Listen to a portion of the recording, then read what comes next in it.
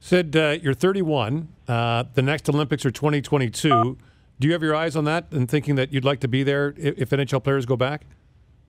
Yeah, definitely. I mean, it's crazy. You think that's so far away, but it comes pretty quick. And I've had great experiences at the past Olympics, and it's a pretty unique event to be a part of. Obviously hockey-wise, but just the whole experience itself. Meeting the other athletes and being part of Team Canada as a whole. So, I hope that we find a way to get there.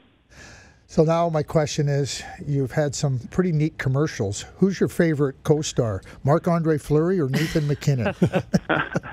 Well, Flower and I didn't actually have to do that one together. So it probably would have been it would have been a lot longer day, I think, if we had to do that one together. So, but no, Nate's great to work with. He's obviously, pretty funny and keeps things loose. Flower's the same. So, we've done some stuff over the years, and it's a lot more fun when you're with guys like that than when you have to go through it on your own.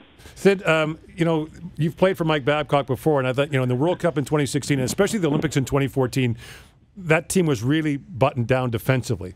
And Mike said here yesterday, maybe racing to 10 goals isn't the way we should be going at it here. But you won back-to-back cups in 16 and 17. Was it fair to say that you were, the Penguins of those years, were an offense-first team? Yeah, I would say that. I mean, I think we knew our strengths. I think we knew that our identity was speed and putting pressure on the other team and, not necessarily spending, shifts in our own end, being comfortable, 3 and 4 shifts in a row, sitting in our own end. But at the same time, when we had to, I think everyone was willing and we understood that that's going to happen and there's momentum shifts and things like that. But, yeah, I would say that our identity was definitely an offensive team, but we were pretty comfortable playing defensively, and especially that, when we won in Nashville, I think, with some of the injuries and things like that, we really, we really had to kind of pick our spots and be patient. And there were some games where we were getting outplayed, but we were comfortable, playing defensively and blocking shots and doing those things that, are important to win. And then when we got our chances, we buried them. So I think, probably those years were a little bit different each one, but our identity was scoring goals, and we knew that.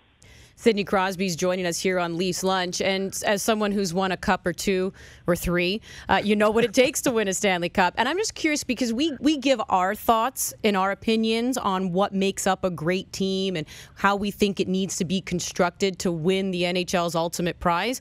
But if you were putting together a team, what makes it successful enough to win the cup? What would you say would be the key points?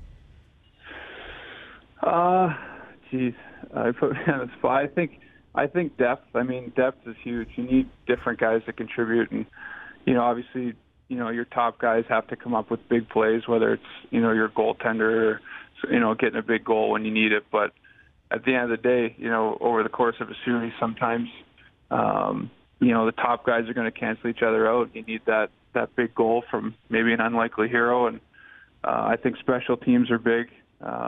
You look at it in the playoffs, everything's pretty even. So, usually the special teams are a big factor. But I would just say if I'm building a team, it's got to be depth. I think a third and fourth line that, is going to be able to contribute and score goals. And you want those lines to be able to shut down other teams, but they also have to come up with big goals too.